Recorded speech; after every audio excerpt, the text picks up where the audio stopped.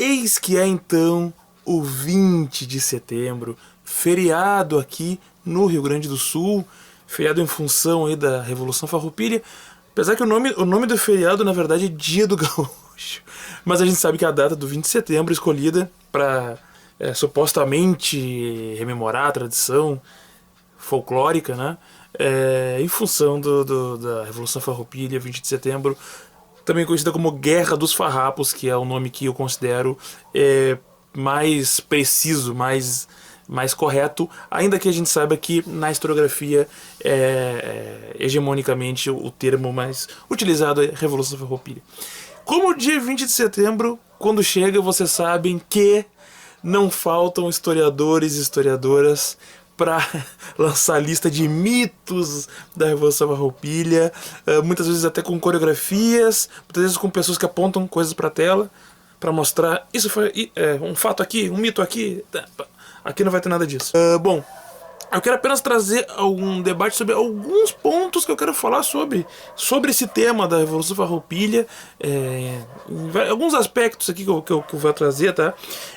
O primeiro ponto que eu quero falar é um tema que vocês vão ver várias vezes ao longo do dia hoje, que é acusações enervadas de que isto não é uma revolução, isto não foi uma revolução. Consideração é essa que eu concordo, é óbvio, isso é até bem óbvio que a gente não pode conceituar como uma revolução tratando do campo da história, da ciência política, da sociologia, né? E isso aí não tenho nada a contestar, muito pelo contrário, eu tenho que reafirmar isso aí. Porém, eu faço um apelo aos meus colegas e às minhas colegas, que é para que mantenham esse espírito analítico para analisar outras temáticas históricas. Eu peço que tenham um critério teórico, porque quando se trata de qualquer outro conflito com que tenha revolução na frente, não tem problema nenhum. Revolução de 30, Revolução Constitucionalista, olha, entre várias outras. Olha, o Brasil, só o Brasil que já tem várias guerras que tem revolução no nome. Nem vou trazer aqui todas aqui, tá? E no mundo afora também, o pessoal não tá nem aí. Até porque, quando a gente vai falar de conceito de revolução, existiram vários ao longo dos tempos aí, né? Se a gente vai pegar o século XVI, XVII lá, os teóricos que falavam disso, era basicamente uma revolução no sentido de parte da população se organizar e tomar o poder dirigente, fazer uma substituição de grupo, já seria uma revolução. E até hoje muita gente usa ingenuamente assim esse tema. Se for pegar essa elaboração, aí que a gente conseguiria falar que a Farroupilha foi uma revolução. Só que o que é a questão que eu estou trazendo aqui? Quando se trata desse tema específico, muita gente vai lá na estante e pega especificamente o Marx, aí traz aqui, não, uma revolução tem que ter uma troca substancial da base de troca social e econômica, uma troca de uma classe sobre a outra no poder dirigente. Eu considero assim uma revolução. Isso é uma revolução. Mas por quê? Porque eu sou adepto do materialismo histórico. O pessoal que faz isso por acaso? Não, quer dizer, não vou dizer não todos, né? Claro, não, lógico. Mas a maioria que produz conteúdo só lembra do materialismo quando é pra isso. Não dá, gente. Aí pega o livro, pega o Marx aqui, pega, mostra pra dizer. Aí dá pra guardar de novo. Não. Eu não quero mais pra nada isso aqui.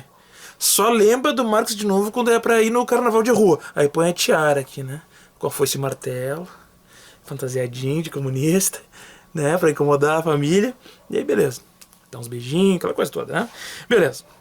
Então, gente, é claro que não é uma revolução. Eu até quero falar um pouco de alguns elementos do que foi esse conflito, tá? Alguns elementos, porque eu quero fazer um vídeo curto.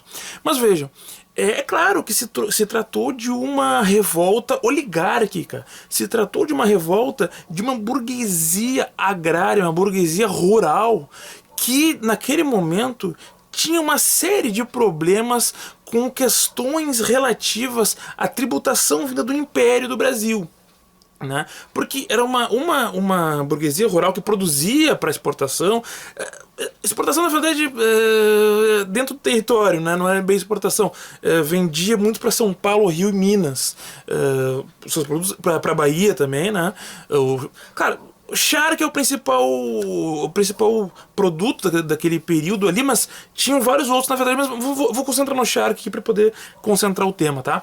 Então, essa burguesia tinha muito problema com taxação, com altos impostos que tinha que pagar sobre seu charque, o que não acontecia com alguns produtos vindo de fora, em especial Uruguai e Argentina, que naquele momento começavam a pegar parte desse mercado. Então tu vai ter aí uma série de insatisfações que vão também se aliar a insatisfações de militares que eram de fora e que vieram morar aqui no Rio Grande do Sul como punição por coisas que faziam em outros lugares e como punição vinham para o Rio Grande do Sul. Por que o Rio Grande do Sul era o lugar do castigo? Porque aqui tinha uma série de conflitos militares. Vejam, gente, boa parte da força brasileira que lutou nas campanhas cisplatinas quando o Brasil perdeu o controle do Uruguai eram tropas gaúchas, né? Além disso, aqui tu tinha invasões argentinas, tu tinha uma série de conflitos armados aqui. Aqui era o lugar onde mais tu tinha conflitos armados, então era um lugar onde vinham esses militares. Além disso, é importante destacar que aquela elite, aquela burguesia, aquela elite econômica, ela era também elite política. Não era apenas os políticos, não eram apenas pessoas escolhidas e financiadas por eles, como é hoje. Eles próprios faziam a política, faziam a economia e faziam a segurança. Porque as tropas eram tropas que eram de instâncias. As tropas eram regionalizadas. Então, esses elementos faziam um certo conflito de interesses aqui regional de uma parte do Rio Grande do Sul com o Império e com as capitais, desculpa, com as metrópoles. Isso é um ponto importante também. Por quê? Porque as cidades de maior população no Rio Grande do Sul, elas não chegaram a aderir em sua maioria. Porto Alegre, Pelotas, Rio Grande, que eram as 3 grandes cidades do estado, elas nunca se tornaram farrapas, tá? Ou seja, nunca foram adeptos dos ideais dos farroupilhas. Esse é um ponto importante também. Outra coisa, né? A Revolução Farroupilha, ela até o dia 20 de setembro, ele é o dia da primeira batalha, tá? E também o dia do assinado do acordo, lá 10 anos depois. Na verdade, 9 anos e 10 meses. Então a primeira batalha que foi na Zenha, ali a Batalha da Zenha, tem inclusive ali um monumento no lugar onde foi a primeira batalha. Se vocês foram ver ali, bem na esquina das avenidas da João Pessoa com a Ipiranga, tem um posto de gasolina ali e tem um monumento ali em homenagem à primeira batalha. E depois, no dia 20 de setembro também, mas 10 anos depois, vai ter o acordo lá de Poncho Verde. A guerra como um todo, apesar de ter cerca de 10 anos, ela teve um número aí de cerca de um pouco mais de 3 mil mortos. Porque, vejam, não foi uma guerra que durante esse tempo, esses 10 anos, tenha tido intensas batalhas campais, aquela coisa de filme. Não, gente, esqueçam que vocês veem em filmes, tá? Na verdade, digamos assim que não teve muito mais do que 10 grandes batalhas. A gente chegou a passar meses sem nenhuma batalha, tá? As batalhas, no grande número de batalhas, das batalhas aquelas grandes, foram no começo da guerra, onde os farrapos realmente fizeram uma grande ofensiva contra as tropas legalistas. E esse é um outro ponto importante, porque a maior parte do que estavam lutando eram gaúchos. Então a gente pode imaginar os gaúchos contra o Brasil, o Brasil, entre aspas, invadindo o Rio Grande do Sul e aqui os gaúchos lutando. Não é assim. Era basicamente gaúcho contra gaúcho, né? Eram os gaúchos que defendiam a permanência do Rio Grande do Sul como uma unidade da federação e uma parte descontente por alguns elementos que eu falei, entre outros, que queriam a separação. E mesmo assim, mesmo entre eles, não era consensual, viu? O próprio Bento Gonçalves teve que ser convencido, porque ele demorou muito. Ele era um orgulhoso defensor da monarquia. Se vocês forem no Museu Joaquim Felizardo, ali tem as louças pessoais dele, eram tudo com símbolos do Império, entendeu? Ele não era assim, esse farrapo que queria separar tudo.